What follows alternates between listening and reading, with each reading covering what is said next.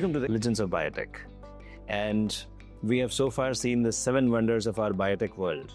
7 legends who have created a deep impact on the research world. But today is going to be a special leader in the biotech sector. To start with, let's talk about intersection. When science, arts, and commerce interact and intersect, that's where value is created. But our legend of today not just understands this, has implemented in her journey, in her scientific research and entrepreneurial journey, and she's here to share that journey with all of you. It is very rare to see such leaders in the biotech and pharmaceutical industry.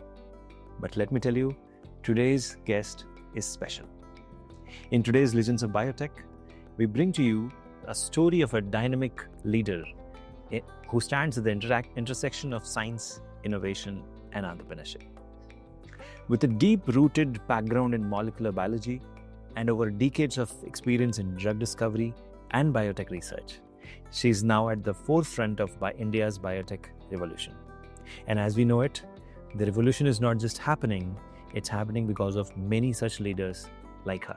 Supriya Kashikar, the co-founder and CEO and COO of GenNext Genomics Private Limited, a cutting-edge biotech startup that's redefining the protein science and monoclonal antibody development.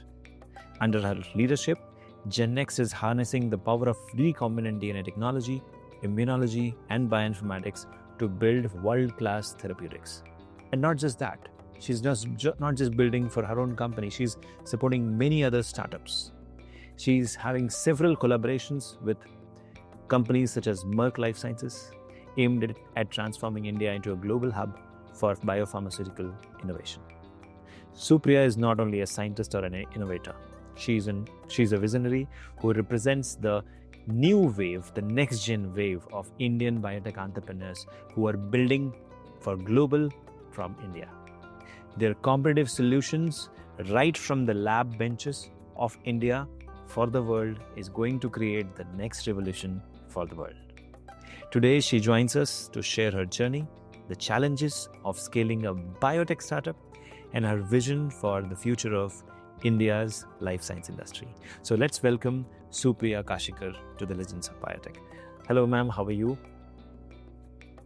Yeah, hi Shekhar. Hi, thank you so much for joining us today. It's indeed a pleasure to host you today in Legends of Biotech.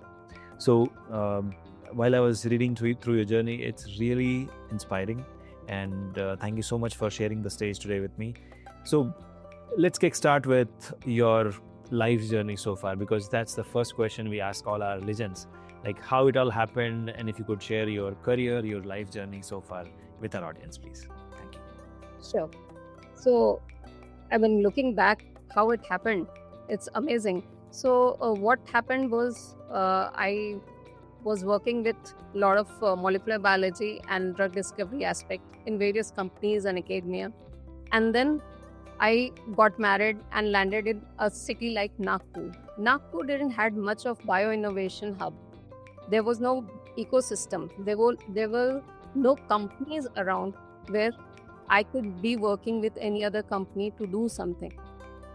So the idea penetrated with my husband. He said, why not start your own company? There is no company. You could be one of the pioneer in the drug discovery in this sector, in this area, in this region. Nagpur, geocentral part of it, and more of the generic companies were there. Not much of biopharma company, not a single company. We are the first in Vidarbh sector. We are the only one and first in Vidarbh sector to do the biopharma management.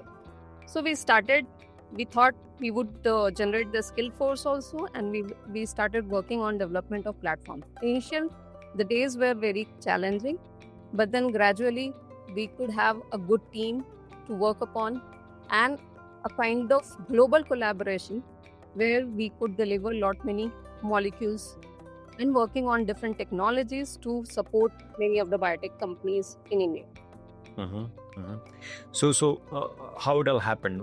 When did you feel like, okay, now you should transform from research into an independent biotech company? When that happened? Yeah.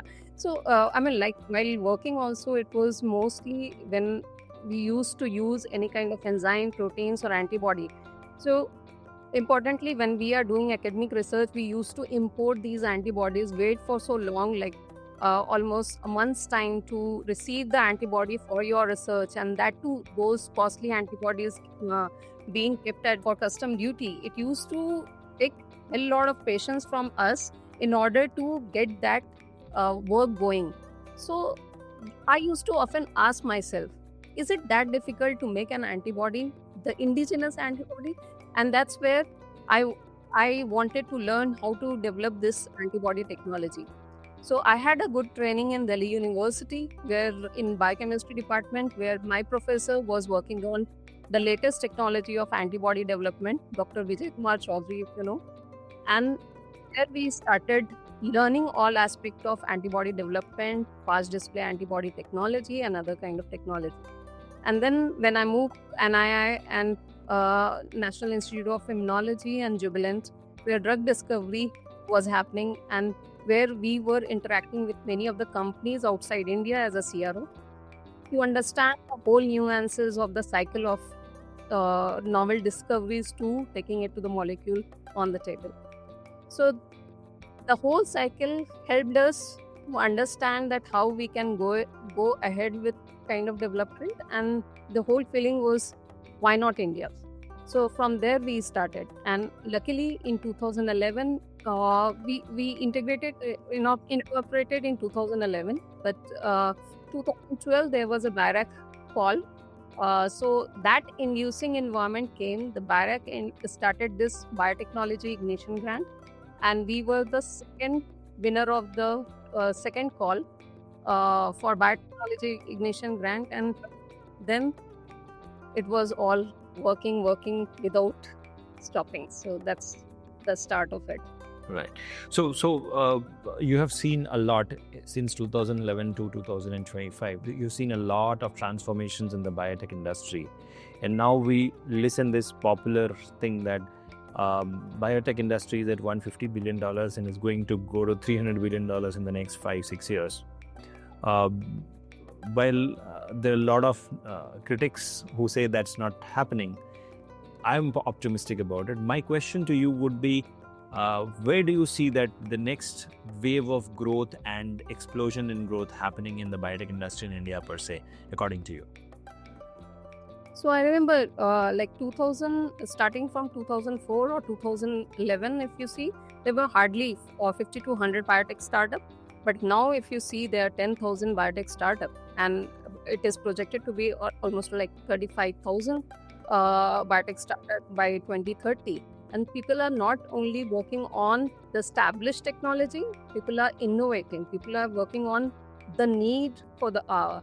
One simple example I would say that in 2022, FDA has launched one of the drug for sickle cell disease. This is CRISPR-based technology, right?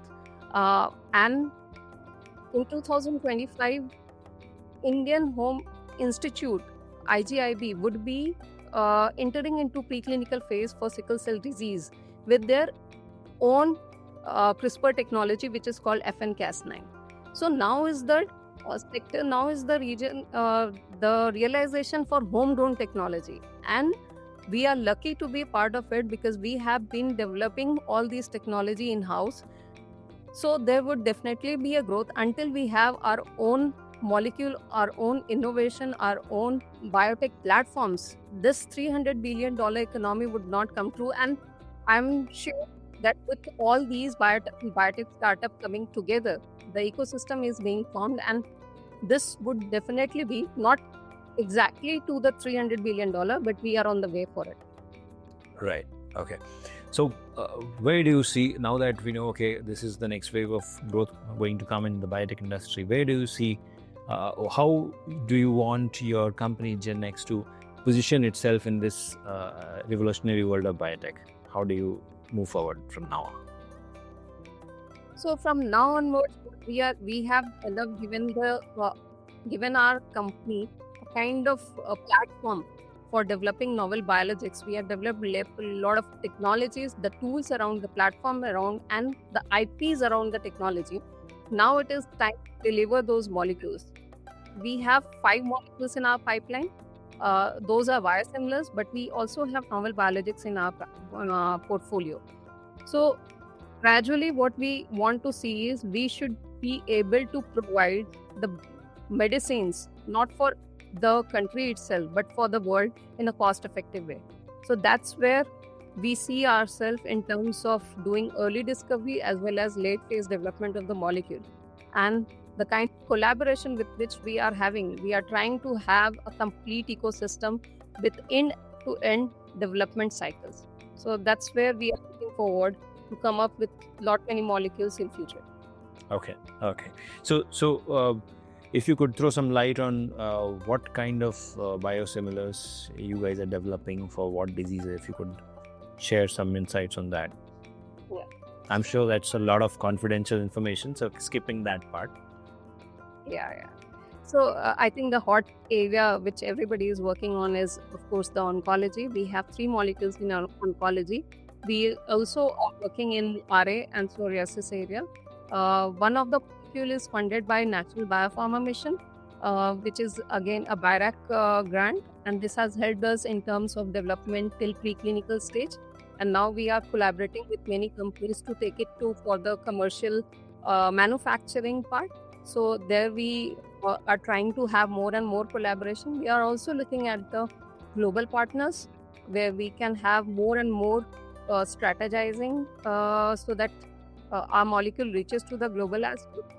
Also, we are working certainly in terms of supporting many of the startup companies and many of the mid-sized companies to develop the cell and gene therapy molecules. So what we have is antibody library platform. We call it HIND. Why HIND? HIND is because we are from Hindustan, of course, everybody knows, but HIND basically is the short form of Hyperimmune Naive Discovery Library. So what we have done is we have collected the sample pool patient from various recovered disease patient, and developed the hyperimmune library, the antibody library, which is so very diverse. And from there, we are discovering novel antibodies for many of the companies and our in-house projects for targeting several different kind of targets. So for example, for in cell and gene therapy, many people are looking for novel sequences or novel therapy in terms of targeting any new disease area like solid tumors or any other kind of targets. So for them, we are discovering novel antidotes. Okay. So right. So just to put things into perspective, you mentioned 2 times about BIRAC and the big grant, and now that we hear a lot of noise about the BioE3 policy, right? So how do you see these government grants and initiatives like BIRAC, obviously, and the BioE3 policy now, which we have in place, in the big BIG, which you won? How do you see these things helping a scientist translate into an entrepreneur, into a scale-up from a startup? So how do you think this helped you and can help others entrepreneurs? Yes. So I think many of the companies have been helped greatly by these grants, and these grants give us the credibility to go to the investors and get a series of funding for further development. Yes, of course, almost like I think 1,500 companies successfully have transferred from the startup stage to a kind of mid-size companies from these kind of grants. And not only BIRAC is supportive at the early stage, but they are also facilitating currently for the later stage kind of investment also, right? Bringing up the investors' policies also. So a lot of changes in the policies are coming, which is a kind of positive environment for all the entrepreneurs in and around the country. And one more aspect which we like in terms of BIRAC, that they are also looking at not only the ecosystem part of the country like Bangalore or Hyderabad, they are also trying to find a niche in the places like which is a B or C tier city. So I think that will make a lot of changes in terms of scaling the skilled force and also bringing the country on the global page. All right. So general perspective of general public is government grants come very slow and they're disbursed very slow, and there'll be a lot of back and forth bureaucracy. So I would like to understand, is this a reality or a myth, and what has been your experience when you got these grants? There has been delays. I would not say it's not a delay, but then we have to move strategically. So there are two type of companies, I would say, always when we talk about entrepreneurship. So it is a kind of revenue generation, or it is a kind of investor base. So one has to look at that.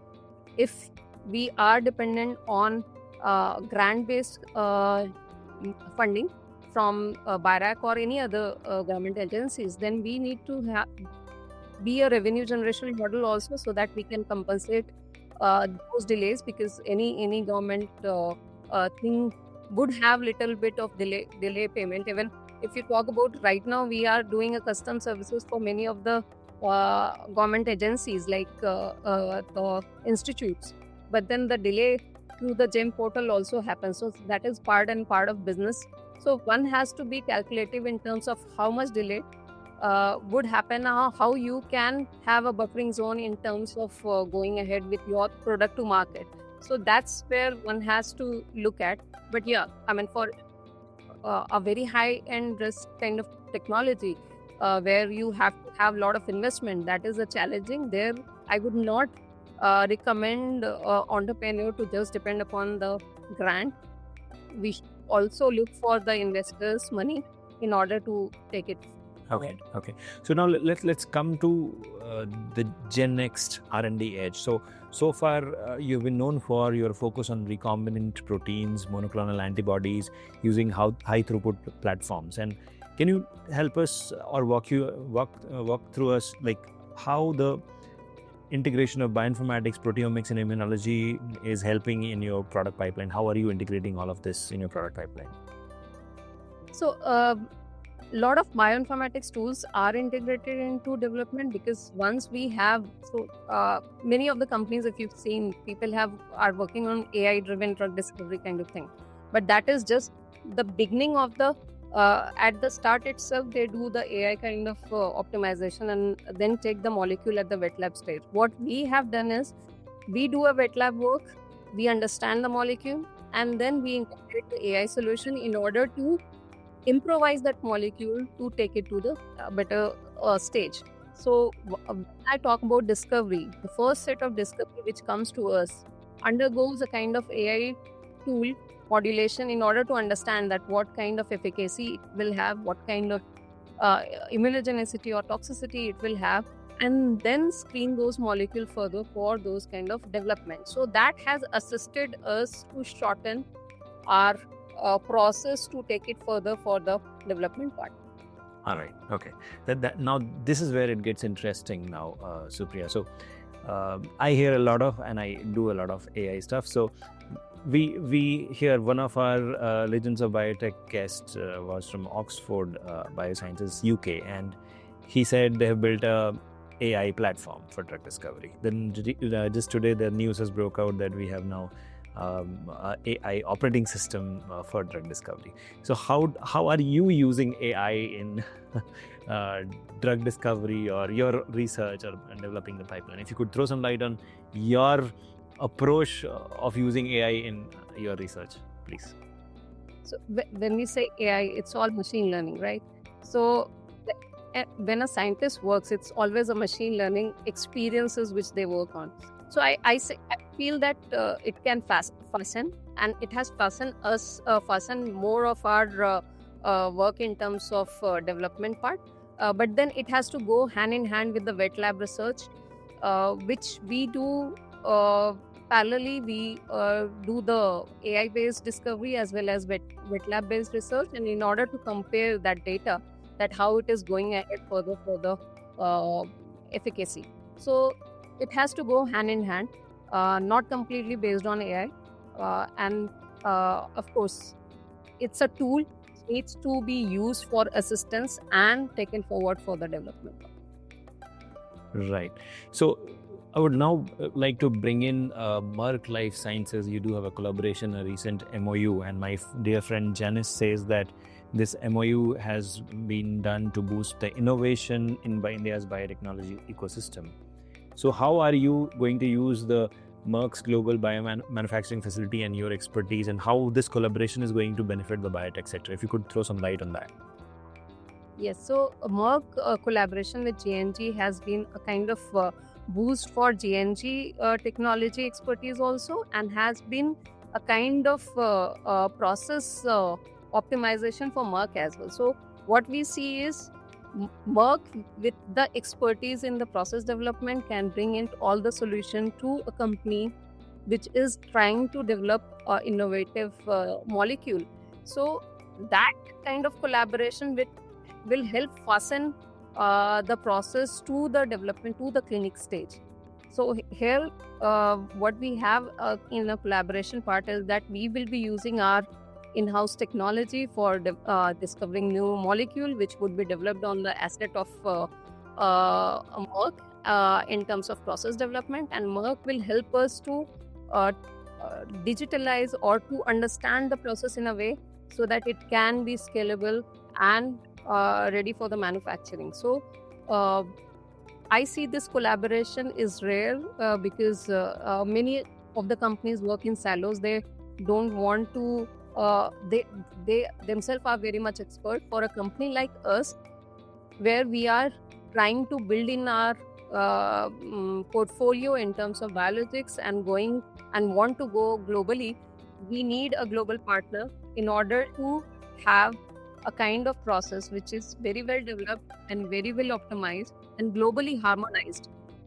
So more importantly is the harmonization of all your processes, because you can develop a process, but if you have to go to a global forum where you have to face FDA, you have to face other authorities, you need to have those kind of standards in order to clear that path.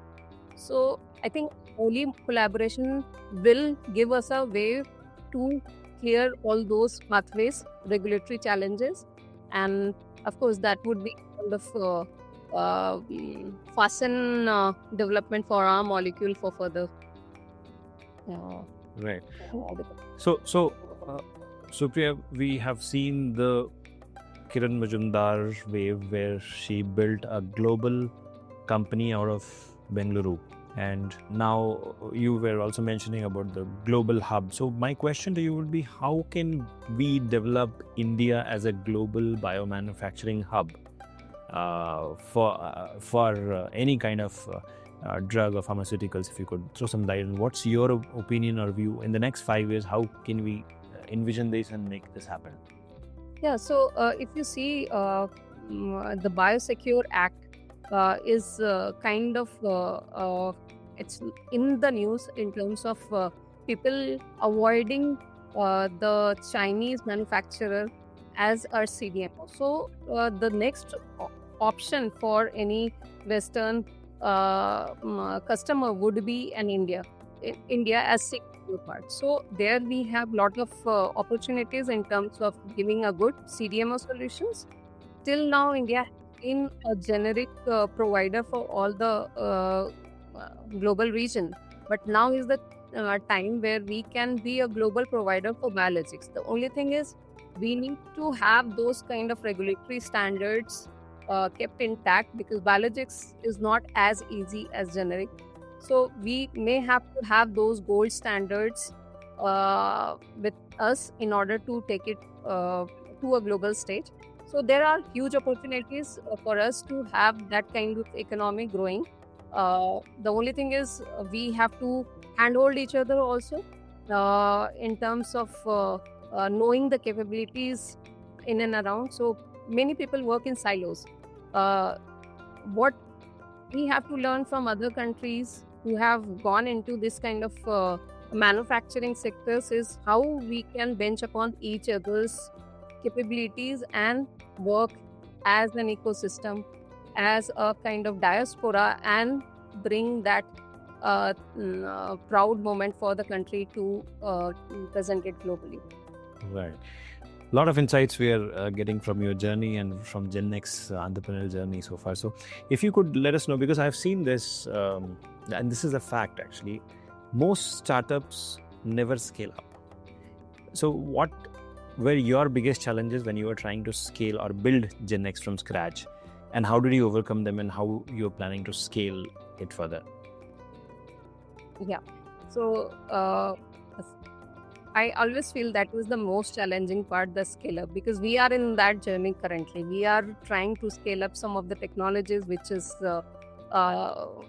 matured with us. So scaling is a challenge over here because there are not much of kind of centralized facility where we can, or centralized manufacturing partner where we can go and have plug and play system, manufacture it and use and develop a market around it. So those kind of system needs to be there. And I think with Bio E3 policy, this bio foundries are also coming up. Let's hope that that would solve the issue. So scaling is a challenging aspect for any of the biotech sector, and the moment you are scaling up, a lot of investment is required. So for an entrepreneur, there is always a challenge that whether we should invest. It's a kind of chicken and egg kind of situation. Whether we should first the business and then scale, or whether we should scale and then get the business. So those strategizing and working with partners, getting commercial partners on board, talking to the companies in advance, like talking to the commercialization partner in advance is important aspect. And we may have to handhold each other. As I always say, we may have to collaborate with many people, have a kind of sharing of technologies with the partners, and then move ahead. So those things needs to be strategized. Okay. A lot of insights coming in. I'll tell you from where these kind of questions come in. So almost every day I talk to a lot of wannabe entrepreneurs. I call them wannapreneurs. They're like, I'm in Canada, I'm in US, I'm planning to leave my job, come down to India, and I want to start up. I want to work in AI, in genomics. I want to work in this, that.